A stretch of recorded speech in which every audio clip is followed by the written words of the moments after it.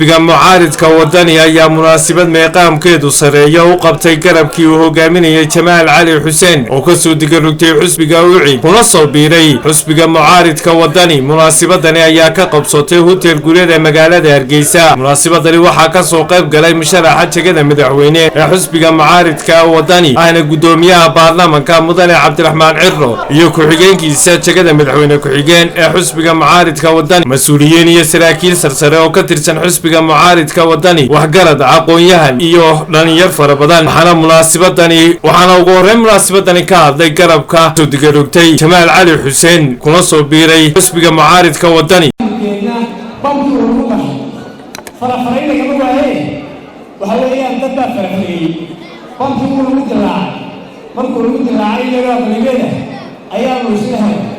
intii aqalgeeda ahayd ee aan isla helay ayaanu xasuusanay oo ilaahayna waafajiyay dhaqankeeniisu banaa ee dadkeenu baahitay. mudane Sabca oo ah gudoomiyaha garabka ka soo digarugtay Jamaal Cali Xuseen ee midoobay xisbiga mucaaridka wadani oo munaasabadani ka hadlay ayaa iftiimiyay sababaha keenay inay xisbigani ku soo biiraan.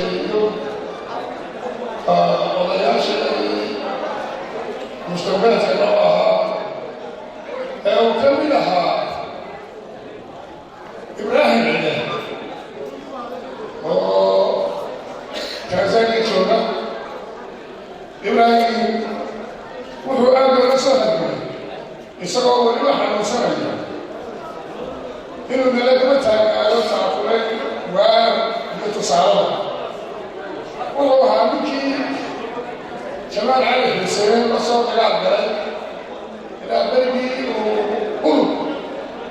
ودوري المشرحين بطل كوا عليه وما شاء الله وحكى له أنا أقول هذا الأيام وتدور لها وطن فنحن الوطنيين كلها والله هذا الأيام وتقول هذه مشرحة بحنانها وقاعدة سياسيتها هذا الأمر هذا الأيام دارها عامل كذا إسماعيل waxaan aad iyo aad u soo dhaweynayaa xisbiga UCID hormuudkiisii, xooggiisii, taladiisii maanta ku soo biirtay wadani. soo dhawaada wasalaamu calaykum.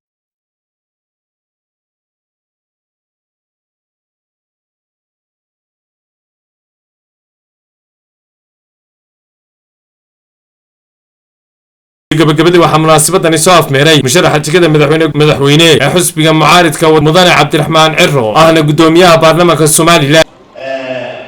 garabka aqooniyada UCID iyo xisbiga wadani oo ay kaga qayb galayaan hoggaanka xisbiga, fulinta, golihiisa dhexe iyo dhammaan istaragtarka guud ee xisbiga hadday tahay dalka gudihiisa iyo hadday tahay dalka dibadiisaba. waxaan mahadnaqayaa ragga iyo hawlaha qiimaha leh ee garabka aqooniyada xisbiga UCID. waxaan leenahay gacmo furan iyo qalbi furan ku soo dhawaada. waxaan mahadnaqayaa cid kastoo ka soo qayb gashay munaasabadan.